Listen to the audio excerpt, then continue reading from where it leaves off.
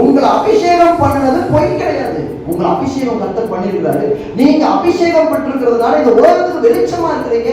உங்களை வச்சுதான் தேவன் இந்த ஊரையே, இந்த கிராமத்தையே, இந்த பட்டணத்தையே மாற்றணும்னு கர்த்தர் விரும்புறாரு. அதற்காக தான் கர்த்தர் இந்த இடத்துல உங்களை கொண்டு வந்து வச்சிருக்காரு. ஆனா என்ன அப்படின்னா, உங்க அபிஷேகம் மறுபடியும் மறுபடியும் மேல வரணும்னா உங்க கவனத்தை அவர் மேல வைச்சு பழகுங்க. அவர் மட்டும் தேடி வராம போயிருந்தா இன்னைக்கு நம்ம இந்த இடத்துல உட்கார்ந்து இருப்போமா? யோசிச்சு பாருங்க. உங்க பக்கத்துல வசதியானவங்க உட்கார்ந்துட்டு இருக்கிறாங்க, அவங்க பக்கத்துல நீங்க உட்கார்ந்துட்டு இருக்கிறீங்க. இப்ப நீங்க எப்படி யோசிக்கிறீங்க? ராஜாக்களோடும் பிரபுக்களோடும் நம்மை அம்மா பண்ணுகிற கர்த்தர்னு வசனம் சொல்ற மாதிரி அவங்க பக்கத்துல உங்களை உட்கார வச்சிருப்பாரு. அதுதான் கர்த்தர். ஆபிரகாம் குறிச்சு வேதம் சொல்லுது. ஆபிரகாம் சோதோமின் ராஜா என்ன பண்றான்னா பொருட்களை கொடுக்குறான். நீ பொருட்களை வாங்கிக்க அப்படின்னு. ஆனா ஆபிரகாம் அது வேண்டாம்னு சொல்றாரு பாருங்க. ஏன் அப்படின்னா, ஆபிரகாம் சாலேமின் ராஜாவாகிய மெல்கிசேதேக்கின் இடத்துல அப்பம் வாங்குகிற ஒரு மனுஷனா இருக்கிறதுனால சோதோம் ராஜாவனுடைய பொருட்களை வேண்டாம்னு சொல்லிட்டான்.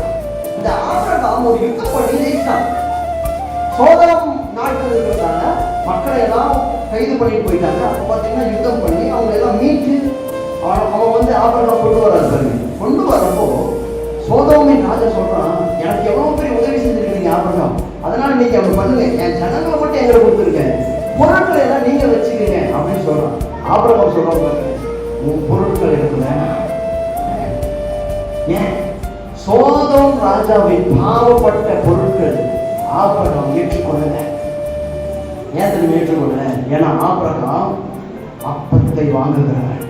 நாம மாசம் மாசம் திருவிருந்து எடுக்கிறோம் பாருங்க. ஊழியக்காரர் வந்து உங்க கையில ராஜ்ய ரசத்தையும் அப்பத்தையும் கொடுக்குறாரு. அதை நீங்க கையால வாங்குறீங்க. என்ன பண்றீங்க? அதே கையால போய் அப்படியே பிசாசு கொடுக்குற உலக காரியத்துல உலகத்தையும் வாங்குறீங்க. ஆபிரகாம் சொல்றோம் பாருங்க, அந்த அப்பத்தையும் திராட்சை ரசத்தையும் வாங்குற இந்த கையால சோதோம் ராஜா கொடுக்கிற ஒண்ணு கூட நான் வாங்க மாட்டேன். என்ன உயர்த்துறது சோதோம் ராஜா அல்ல, என்ன உயர்த்த போவது கர்த்தர். அப்புறம் நான் சொல்றான், எனக்கு சோதோமின் ராஜாவுடைய பொருட்கள் வேண்டாம். ஏன்னா நான் சாலேமின் ராஜாவாகிய மெல்கிசேதேக்கின் இடத்தில் அப்பத்தையும் திராட்சை ரசத்தையும் வாங்குகிற மனுஷன். எனக்கு அது வேணும் இது வேணான்னு முடிவெடுக்கிறான் பாருங்க. அதுதான் கிறிஸ்தவர்கள் கவனிக்க வேண்டிய கவனம்.